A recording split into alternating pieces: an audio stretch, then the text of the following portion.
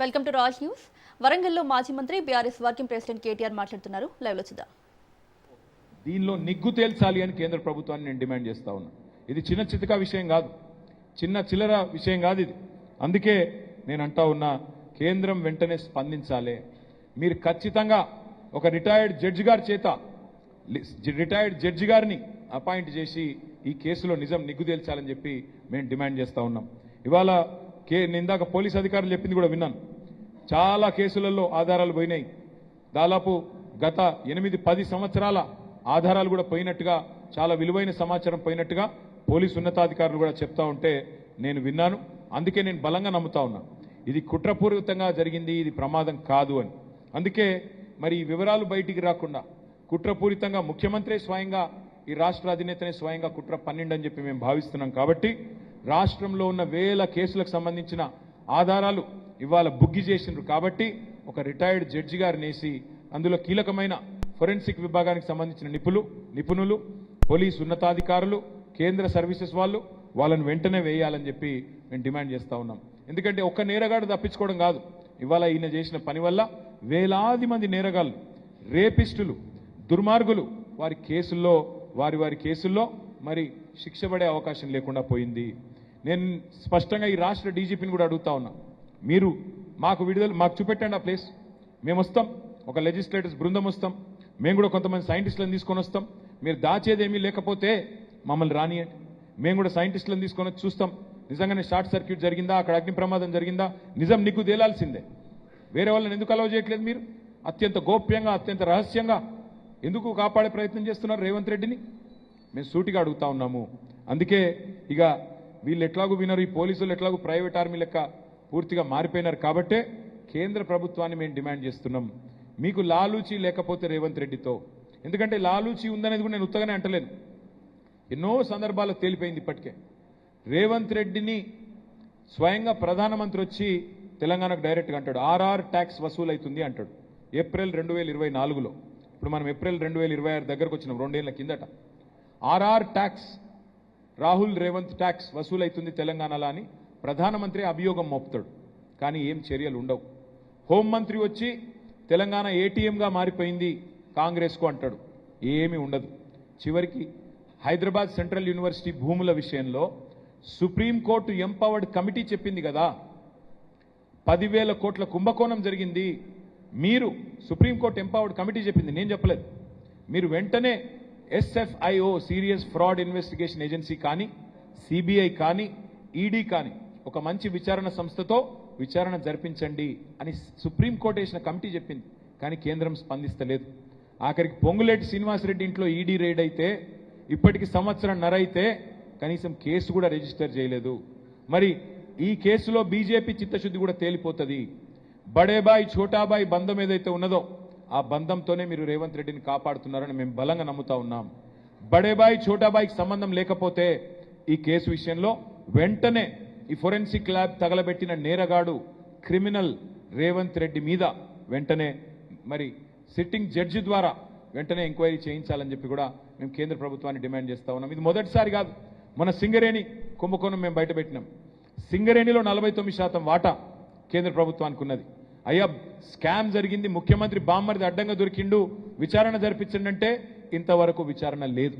దీన్ని బట్టి అర్థం చేసుకోవచ్చు బడేబాయ్ ఛోటేబాయ్ బంధం ఎంత దృఢంగా ఉన్నదో. మాకు ఇంకొక అనుమానం కూడా ఉంది. మరి ఈ అగ్ని ప్రమాదం అని ఏదైతే బుకాయిస్తున్నారో దీని వెనకాల ఇక్కడున్న వాళ్ళే ఉన్నారా, ఢిల్లీ పెద్దలు కూడా ఏమైనా ఉన్నారా, మాకు అనుమానం ఉంది. ఎందుకంటే ఢిల్లీలో కూడా ఇవాళ అక్కడున్న ప్రభుత్వం మరి కొంతమంది మద్దతుతో నడుస్తున్నది, వారికి కూడా ఈ కేసులో ఉన్నది. కొంత తిలాపాపం తలా పిడికెట్ లెక్క వాళ్ళకు కూడా కొంత వాటా ఉన్నది. కాబట్టి మరి ఏమైనా అక్కడికి వెళ్ళి ఏమైనా ఆదేశాలు ఇస్తే ఇక్కడ ఈయన సుపారీ తీసుకొని ఏమైనా చేసిండా మాకు తెలియదు. మరి కాబట్టి అన్ని తేలాలి అంటే రిటైర్డ్ జడ్జి ద్వారానే మాకు న్యాయం జరుగుతుంది, రాష్ట్ర ప్రజలకు వాస్తవాలు తేటతెల్లమవుతాయి. అందుకే ఇవాళ హనుమకొండలో ప్రెస్ ద్వారా, మీడియా ద్వారా రాష్ట్ర ప్రజలకి ఇంత దారుణమైన నేరానికి ఒడిగట్టిన ఈ నేరగాడిని తప్పకుండా ప్రజల ముందు ఎక్స్పోజ్ చేయాలనే ఉద్దేశంతోనే ఈ ప్రెస్ మీట్ పెట్టడం జరిగింది. పత్రికా సమావేశానికి వచ్చిన మిత్రులందరికీ కూడా ధన్యవాదాలు, నమస్కారాలు. Thank you. ఏమైనా అడగదలుచుకుంటాడు కానీ లేకపోతే నథింగ్. ఏది ఇదా? అవును, నేనే రేవంత్ రెడ్డికి బ్యాగ్ ఇచ్చినాను కూడా చెప్తాడు, ఆయనదేం పోయింది. నేనే రేవంత్ రెడ్డికి బ్యాగ్ కూడా ఇచ్చినా మా ఎమ్మెల్యేని కొనుమని, రేవంత్ రెడ్డి అనే థర్డ్ క్లాస్ గానికి నేనే బ్యాగ్ ఇచ్చి పంపినాను కూడా కిరణ్ కుమార్ రెడ్డి అనే ఉంటాడు. ఆయన ఏమని అంటాడు దానిపై? నేను స్పష్టంగా చెప్తున్నా, దొరికిన దొంగ ఈయనే. రాష్ట్రం మొత్తం చూసింది, దేశం మొత్తం చూసింది. ఎవరికి అవసరం ఉంది ల్యాబ్ తగలబెట్టేది? నేరగాడికే కదా. ఆ నేరగాడే ఇలా ముఖ్యమంత్రి. కాబట్టి చక్కగా ఆయన చేతిలో పోలీస్ శాఖ ఉంది, పంపించిండు. అందుకే నేను అన్నా ఇందాక, ఇదేదో ఎండాకాలం చేస్తే కనీసం ప్రజలు నమ్ముదురు, అబద్ధం ఆడినా అతికినట్టు ఉండాలి. కానీ చలికాలం ఎక్కడ అగ్ని ప్రమాదాలు జరిగాయి ప్రపంచంలో? ఒక్క తెలంగాణలో, అది కూడా ఇంకెక్కడ జరగదు చూడు గమ్మత్తు. ఫోరెన్సిక్ ల్యాబ్ ఒక్కటే అవుతుందట. దాన్ని బట్టి ఏమర్థం చేసుకోవచ్చు మనం? చాలా చక్కటి ప్రణాళికతో అందరు మున్సిపల్ ఎన్నికల్లో బిజీగా ఉంటే ఈయన మాత్రం మురికి పనుల్లో బిజీగా ఉన్నాడు. దాన్ని బట్టి మాకు అర్థమైంది అది. అంటే మిగతా వాళ్ళు ముఖ్యమంత్రిగా లేరు కదా బ్రదర్. మిగతా వాళ్ళు ముఖ్యమంత్రిగా ఉంటే అందుము, మిగతా వాళ్ళు తెలంగాణ రాష్ట్రానికి ముఖ్యమంత్రిగా ఉంటే అదే చెప్పిన నేను ఇందాక, మీరు విన్నట్టు లేరు. ఏమైనా ఢిల్లీ వాళ్ళు ఏమైనా సుపారీ ఇచ్చిండ్రేమో, ఎందుకంటే ఢిల్లీ పెద్దలు వాళ్ళు కొంతమంది మీద ఆధారపడి ప్రభుత్వాన్ని నడుపుతున్నారు ఈరోజు. మరి అక్కడికి వెళ్ళి ఏమైనా ఈయనకు సుపారీ ఇచ్చిండ్రేమో చిట్టినాయుడు గారికి, మాకేం తెలుసు.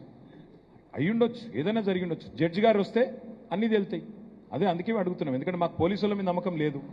ప్రైవేట్ ఆర్మీ లెక్క పనిచేస్తున్నారు వాళ్ళు. మీరు ఒకటి చూడండి బ్రదర్, పాపం ఒక ఆయన నిజాయితీగా హబీబుల్లా ఖాన్ అని ఒక పోలీస్ అధికారి, సర్కిల్ ఇన్స్పెక్టర్, పొంగులేటి శ్రీనివాసరెడ్డి కొడుకు 70 మంది గూండాగాలను వేసుకొని పోయి ఒక విలువైన భూమిని వట్టినాగులపల్లిలో ఆక్రమిస్తే ఈ హబీబుల్లా ఖాన్ అంటే ఆయన పాపం తెలియక కేసు రిజిస్టర్ చేసిండు. ఆయన దీశవతల వారేసిన తెల్లారి. అంటే ఎంత గుండాగిరి నడుస్తుంది ఈ ప్రభుత్వంలో. అంతెందుకండి, ఇక్కడ కొండా సురేఖ బిడ్డ ఓపెన్గా వచ్చి చెప్పింది కదా బయటికి, ఏం సాటు మాటికి చెప్పలే కదా, మీకే చెప్పింది కదా. ఏం చెప్పింది? రోహిన్ రెడ్డి అనేటోడు తుపాకీ పెట్టి బెదిరించిండు, మా సుమంత్కేం సంబంధం లేదు, ముఖ్యమంత్రి తమ్ముడు లాంటి రోహిన్ రెడ్డి చెప్పిండు. ఏమైనా యాక్షన్ అయిందా ఇప్పటివరకు? పోలీసులు ఏమైనా పీకినరా? పీకగలుగుతారా? నేరస్తుడే సీఎం అయితే, నేరస్తుడే హోమ్ మినిస్టర్ అయితే ఏం పీకుతుంది పోలీస్ శాఖ? ఇట్లాంటి పనులే చేస్తారు. పోయి కాల్చిరాపురంటే కాల్చి వస్తారు, ఏమున్నది వాళ్ళ చేతిలో? కాబట్టి నా అనుమానం అయితే పక్కా ఇది ముఖ్యమంత్రి చేయించిండు అనేది నా అనుమానం. ఇది రాష్ట్ర ప్రజలు కూడా ఖచ్చితంగా ఒక నేరగాడు తన నేరాన్ని కప్పిపుచ్చుకోవడానికి విచారణ చివరి దశలోకి వచ్చిన స్థాయిలో తప్పకుండా కప్పిపుచ్చుకోవడానికి చేసిండు అని రాష్ట్ర ప్రజలు కూడా అనుమానం వ్యక్తం చేస్తున్నారు. ఈ అనుమానాలు నిజమా కాదా తేలాలి అంటే ఒక సిట్టింగ్ జడ్జిని వేసి విచారణ జరిపించండి అని కేంద్ర ప్రభుత్వాన్ని మేము డిమాండ్ చేస్తున్నాము. తప్పేముంది అందులో? Okay, thank you.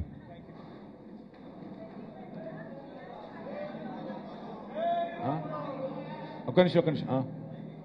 మీరు విలేకరా? చెప్పండి.